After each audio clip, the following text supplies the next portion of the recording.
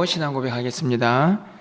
전능하사 천지를 만드신 하나님 아버지를 내가 믿사오며 그 외아들 우리 주 예수 그리스도를 믿사오니 이는 성령으로 잉태하사 동정녀 마리아에게 나시고 본디오 빌라도에게 고난을 받으사 십자가에 못 박혀 죽으시고 장사한 지 사흘 만에 죽은 자 가운데서 다시 살아나시며 하늘에 오르사 전능하신 하나님 우편에 앉아 계시다가 저리로서 산자와 죽은 자를 심판하러 오시리라. 성령을 믿사오며 거룩한 공회와 성도가 서로 교통하는 것과 죄를 사하여 주시는 것과 몸이 다시 사는 것과 영원히 사는 것을 믿사옵나이다. 아멘. 우리 찬송가 183장 찬양드리겠습니다.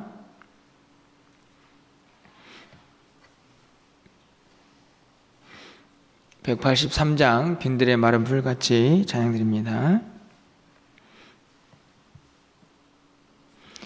빈들의 마른 불같이 시들은 나의 영혼 주님이 약속한 성령 간절히 기다리네. 가물어 메마른 땅에 단비를 내리시듯 성령의 단비를 부어 새 생명 주옵소서. 반가운 빗소리 들려 산천이 춤을 추네. 봄비로 내리는 성령 내게도 주옵소서. 가물어 메마른 땅에 단비를 내리시듯 성령의 단비를 부어 새 생명 주옵소서. 절 따라 우로를 내려 조목이 무성하니 갈급한 내 심령 위에 성령을 부소서. 가물어 메마른 땅에 단비를 내리시듯 성령의 단비를 부어 새 생명 주옵소서. 참되신 사랑의 언약 어길 수 있사오랴. 오늘의 흡족한 은혜 주실 줄 믿습니다. 가물어 메마른 땅에 단비를 내리시듯 성령의 단비를 부어 새 생명 주옵소서. 아멘. 오늘 하나님 말씀은 요엘 2장 23절에서 32절까지의 말씀을 교독하겠습니다. 구약성경 1272쪽에 있습니다. 요엘 2장 23절에서 32절까지의 말씀을 한 절씩 교독하고 마지막 32절은 함께 읽겠습니다. 시온의 자녀들아, 너희는 너희 하나님 여호와로 말미암아 기뻐하며 즐거워할지어다. 그가 너희를 위하여 비를 내리시되 이른 비를 너희에게 적당하게 주시리니 이른 비와 늦은 비가 예전과 같을 것이라.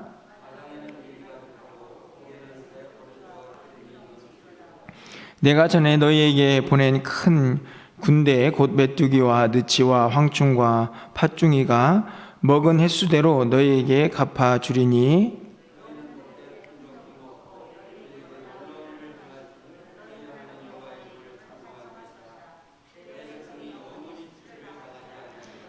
그런즉 내가 이스라엘 가운데에 있어 너희 하나님 여호와가 되고 다른 이가 없는 줄을 너희가 알 것이라. 내 백성이 영원히 수치를 당하지 아니하리로다.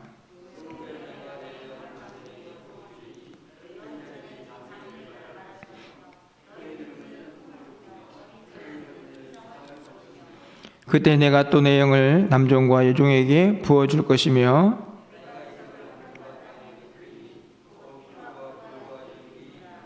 여호와의 크고 두려운 날이 이르기 전에 해가 어두워지고 달이 핏빛같이 변하려니와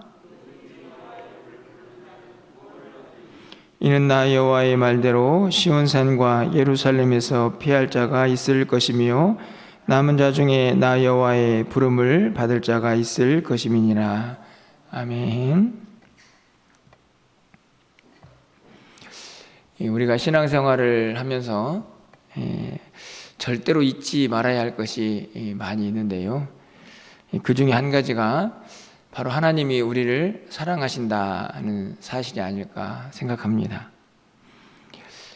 어떤 경우에도 어떤 상황 속에서도 하나님이 우리를 사랑하신다는 사실을 잊지 않는 그 믿음이 있다고 하면 우리가 어떤 어려움도 넉넉히 이길 수 있는 힘이 있지 않을까 생각이 되기 때문입니다. 요엘 선지자를 통해서 하나님께서 이스라엘 백성들에게 임박한 심판의 메시지를 전하시고 또 그 안에 회개하라, 돌아오라 하는 메시지와 함께 오늘 본문에서는 하나님께서 그 백성들을 회복시켜 주실 것이다 라는 약속의 말씀을 하고 있는 내용입니다. 그런데 그 회복의 근거가 어디 있을까 이렇게 좀 생각을 해보면요, 그것은 다른 것에 있지 않고, 여러분 우리가 읽지 않았지만 18절 말씀을 좀 가서 보시면 그때 여호와께서 자기의 땅을 극진히 사랑하시어 그의 백성을 불쌍히 여기실 것이라. 이 본문을 보면 하나님께서 그 땅을 사랑하신다라고 말씀을 하고 있습니다. 그 땅을 사랑하신다는 말은 다른 말이 아니고 이스라엘, 하나님의 택한 백성들, 그들을 사랑하신다라는 말씀을 포함합니다. 결국 이스라엘 백성들이 죄 가운데 있고 그들 가운데 하나님의 심판이 임하겠지만 그들이 절대로 잊지 말아야 할 것은 그럼에도 불구하고 하나님은 그들을 사랑하신다는 사실이죠. 그 믿음을 간직할 때에 그들은 이 어려움도 이겨낼 수 있고 또 뿐만 아니라 그 사랑으로 인하여 다시 하나님께 돌아올 수 있는 또 은혜도 경험하지 않을까 생각을 하게 됩니다. 하나님께서 자기의 땅을 극진히 사랑하셔서 다시 회복의 메시지를 전하시는데요, 오늘 본문에 보면 구체적으로 아주 몇 가지가 분명하게 회복의 메시지로 선포가 되고 있습니다. 가장 먼저는요, 하나님께서 자기 땅을 사랑하신다라는 표현답게 그 땅의 회복을 말씀을 하십니다. 21절 말씀을 가서 보시면 땅이여 두려워하지 말고 기뻐하며 즐거워할지어다 여호와께서 큰 일을 행하셨음이로다 이렇게 기록합니다. 사실은 우리가 지난번에도 살펴보았지만 하나님께서 그 땅에 심판을 내리셔서 모든 곡식들 또 포도나무 그리고 여러 가지 기름들이 다 말라버리는 모습들을 우리가 함께 살펴보았습니다. 하지만 이제는 더 이상 두려워하지 말라 이렇게 말씀을 하는 것이죠. 22절 말씀을 보면 들짐승아 두려워하지 말지어다. 들의 풀이 싹이 나며 나무가 열매를 맺으며 무화과와 포도나무가 다 힘을 내는도다. 그렇습니다.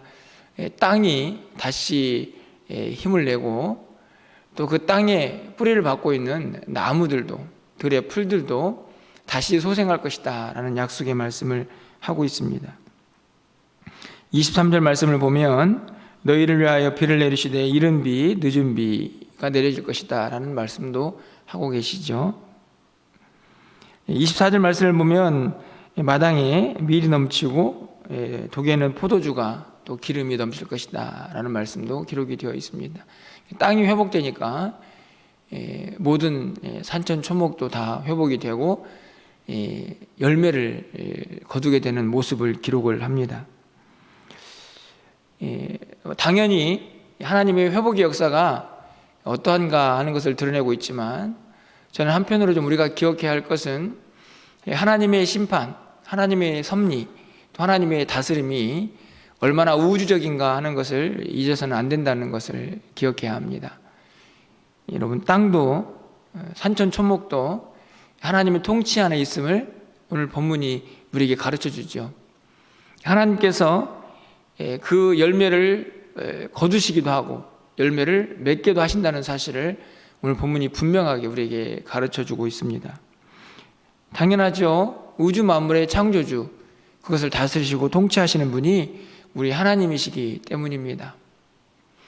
오늘 본문에서는 그 하나님의 통치 가운데 있는 우주 만물도 하나님의 뜻에 따라서 회복되고 다시 열매를 맺게 될 것이다 라는 말씀을 분명하게 우리에게 하고 있습니다. 이스라엘 백성들을 향한 회복의 메시지지만 오늘 이 말씀 속에서 또 우주 만물을 다스리시는 전능하시고 또 창조주 되시는 우리 하나님의 모습을 다시 한번 깨닫게 됩니다. 이런 땅, 또 자연의 회복만이 아니죠. 오늘 본문에 있는 말씀을 보면 이스라엘 백성들이 그들의 영적인 자존감, 하나님의 백성으로서의 자존감을 회복하게 될 것이다 라는 약속의 말씀을 합니다. 여러분 26절 하반절 말씀을 좀 가서 보시면 내 백성이 영원히 수치를 당하지 아니하리로다.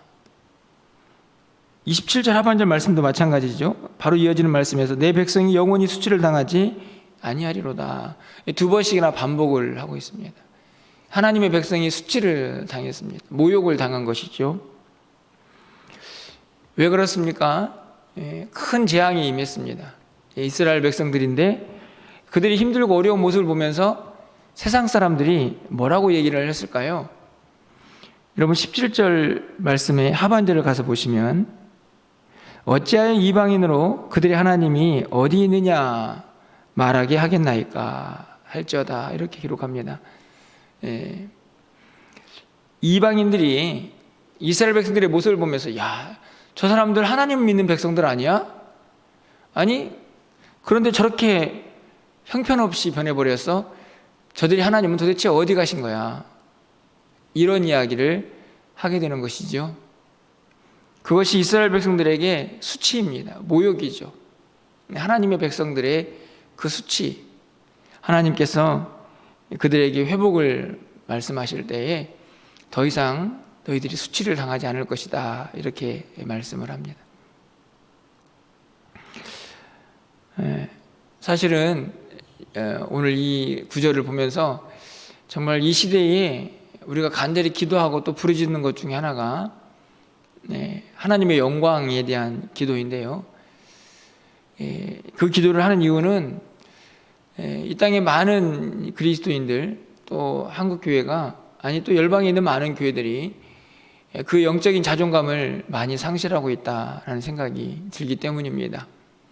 하나님의 영광을 선포하고 드러내야 할 우리 성도들이 그 사명을 잘 감당하지 못하고 또는 이런저런 삶의 모습 속에서 또 세상적인 풍속 속에서 사람들이 우리를 보고 도대체 하나님은 어디 계시는 거야? 저 사람들 하나님 믿는 사람들 맞아? 또 이런 이야기들을 종종 하는 것을 보면 이스라엘 백성들이 당했던 수치만큼이나 오늘 우리 이 시대도 그렇게 수치를 당하고 있는 것은 아닌가 하는 생각들을 가져보게 되는데요. 오늘 이 말씀을 읽으면서 제 마음속에 드는 또 간절한 기도 제목 하나는 하나님 좀 우리도 더 이상 하나님을 믿는 백성들이 수치를 당하지 않게 도와주십시오 라는 그런 기도를 하게 됩니다. 하나님께서 그들에게 회복을 말씀하시면서 더 이상 세상 사람들이 너희 하나님은 도대체 어디 계셔? 라는 말을 하지 않도록 너희들을 다시 일으켜주겠다 이렇게 말씀을 하시는데요. 오늘 이 회복의 메시지가 이 땅을 살고 있는 우리 모두에게 또 이 특별히 성탄의 계절을 준비하고 또 기대하고 있는 우리 모두에게 그대로 임하여서 하나님의 영광을 드러내고 하나님 백성답게 또 그렇게 당당하게 살아갈 수 있는 은혜가 우리에게 임하기를 좀 간절히 소망해 봅니다. 마지막으로 하나님께서 이스라엘 백성들에게 회복의 말씀을 하시면서 하시는 말씀이 바로 28절과 29절 말씀이죠. 우리가 너무나 잘 알고 있는 내용입니다. 그 후에 내가 내 영을 만민에게 부어주리니 하나님의 영이 그들 가운데 임하게 하실 것이다 라는 약속의 말씀이죠. 자녀들이 장래일을 말하고 늙은이가 꿈을 꾸고 젊은이도 이상을 보고 내 영을 남종과 여종에게 부어줄 것이다, 이렇게 말씀을 합니다. 사실은 우리가 이 말씀을 보면 성령의 임재, 이것을 쉽게 떠올릴 수가 있죠. 보통 이제 내 영이 부어질 것이다, 하나님의 영이 함께 하실 것이다, 이런 메시지를 들을 때마다 우리는 곧장 신비적인 체험에 대한 생각들을 많이 하게 되는데요. 물론 하나님의 영이 임할 때에 신비적인 체험도 할 수가 있겠습니다. 하지만 더 궁극적으로 이 하나님의 영의 임재를 우리가 경험하게 되면 우리 가운데 변화되는 놀라운 역사는 신비적인 체험뿐만 아니라 우리 안에 있는 사명감이 다시 새로워진다, 이렇게 생각을 해봅니다. 하나님 주신 꿈, 소망, 그것은 다른 것이 아니고 하나님의 뜻이고 하나님의 사명이죠. 하나님의 영이 임할 때에 하나님의 백성들이 그 입에 담고 있는 예언과 또 그 삶의 메시지들은 다른 것이 아닙니다. 하나님이 우리에게 뭘 원하시고 우리가 어떻게 살아야 할지에 대한 내용들일 것입니다. 여러분, 우리가 이 성령의 임재 사건을 가장 쉽게 떠올릴 수 있는 것이 사도행전 2장에 있는 오순절 사건이죠. 여러분, 그때 하나님의 영이 임할 때에 그 방에 있던 사람들이 예언을 합니다. 방언을 하죠. 신비적인 체험이 분명합니다. 하지만 여러분, 그렇게 하나님의 영에 큰 충만함으로 채워졌던 그 사람들이 이후에 어떻게 살게 됩니까? 그 신비적인 체험으로 그들의 삶이 끝납니까? 그렇지 않죠. 사도행전 1장 8절 말씀처럼 성령이 임하시면 권능을 받습니다. 성령이 임하시면 신비적인 체험뿐만 아니라 그들의 삶의 목표, 방향, 그것들이 완전히 달라지죠. 그래서 오순절 성령 체험을 한 사람들은 그들이 하나님 앞에 나아가서 하나님 나라를 위하여 목숨 걸고 복음을 증거하는 하나님의 사람들이 되는 것을 볼 수 있습니다. 하나님의 영의 임재와 그의 역사를 그의 삶으로 드러내는 것이죠. 내 영을 만민에게 부어줄 것이다. 하나님의 영의 임재가 함께하는 사람들, 그들의 삶이 어떠한가 하는 것은 이미 신약 성경에 있는 모습을 통하여 우리는 분명하게 깨닫게 됩니다. 하나님께서 그 백성들에게 약속하신 그 성령의 능력들을, 또 그 은혜들을 오늘 우리가 지금 체험하며 살고 있지 않습니까?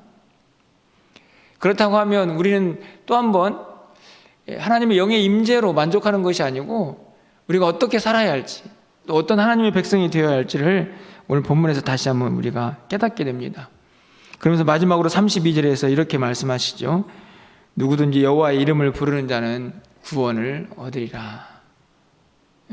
물론 이게 오늘 본문의 말씀들을 쭉 보면 결국 마지막 때에 하나님의 구원의 역사를 선포하는 것이기도 하지만 사실 오늘 이 시대에도 마찬가지 아닙니까? 누구든지 주의 이름을 부르는 자는 구원을 받습니다. 하나님의 이름에는 구원의 능력이 있죠. 바울이 선포했던 내용이기도 합니다.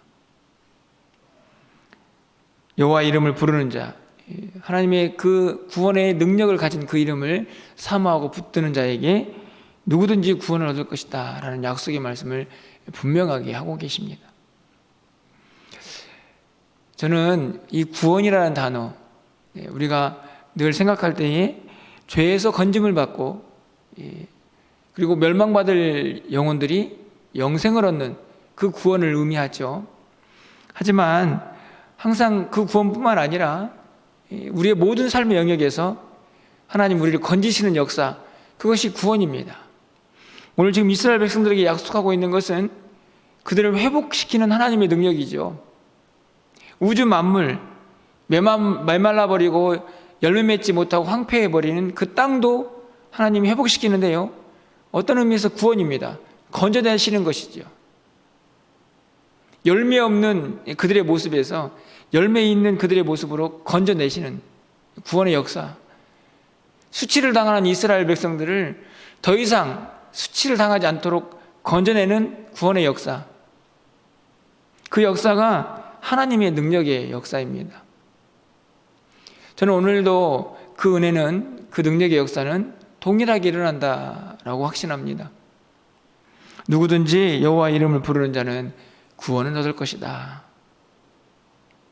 여러분이 오늘 이 새벽에 이 메시지를 분명하게 여러분의 마음속에 새기시고, 우리를 죄에서 건져주신 하나님의 능력은 이 땅에 사는 동안 모든 고통, 절망, 슬픔, 그 모든 것에서도 우리를 능히 건지시는 능력이 있다는 사실을 여러분이 꼭 기억하시고, 주의 이름을 부르시면서 이 어두워진 세상 가운데에서 하나님의 백성으로 하나님의 회복을 경험하시고, 또 그 이름을 의지해서 하나님의 뜻을 이루어가며 하나님의 영광을 드러내며 날마다 승리하는 삶을 살기에 부족함이 없는 저와 여러분이 되시기를 주님의 이름으로 간절히 축원합니다. 기도하겠습니다. 사랑의 하나님, 누구든지 여호와의 이름을 부르는 자는 구원을 얻을 것이다 라고 하는 이 약속의 말씀, 이스라엘 백성들에게 단순한 죄에서의 건짐만이 아니고 그들의 모든 삶의 회복을 약속하셨던 그 하나님의 약속이 오늘 우리에게도 임하게 하여 주시옵소서. 전염병과 삶의 이런저런 무게로 고통당하고 있는 우리 모두에게 주의 이름을 부르는 자들에게 구원을 얻을 것이라고 하는 이 확실한 약속의 말씀들이 우리의 신비에 새겨지게 하여 주셔서 그 약속의 말씀 붙잡고 당당하게 이 세상을 승리하며 살아갈 수 있는 하나님의 백성들이 다 될 수 있도록 주님 도와주시옵소서. 더 이상 영적인 수치를 당하지 않도록, 세상 사람들로부터 조롱당하지 않도록 하나님 우리를 회복시켜 주시옵소서. 우주 만물의 창조주가 되시는 하나님, 우리의 생업 가운데에도 하나님의 회복의 역사가 임하게 하여 주셔서 사랑하는 성도들이 이 땅을 살아가는 동안 하나님 저들의 모든 삶이 주의 은혜 가운데 거할 수 있도록 하나님 도와주시옵소서. 영적인 침체와 절망과 슬픔 가운데 있는 성도들이 있습니까? 하나님, 저들이 여호와 이름을 부를 때에 저들을 건져주셔서 참된 소망과 기쁨과 또 구원의 은혜를 가지고 이 땅을 살아갈 수 있도록 하나님 함께하여 주시옵소서. 새로운 한 주간이 시작됩니다. 하나님께서 이 한 주간 우리 모두를 붙잡아 주시고 저들의 발걸음이 실족하지 않도록 주님 도와주시옵소서.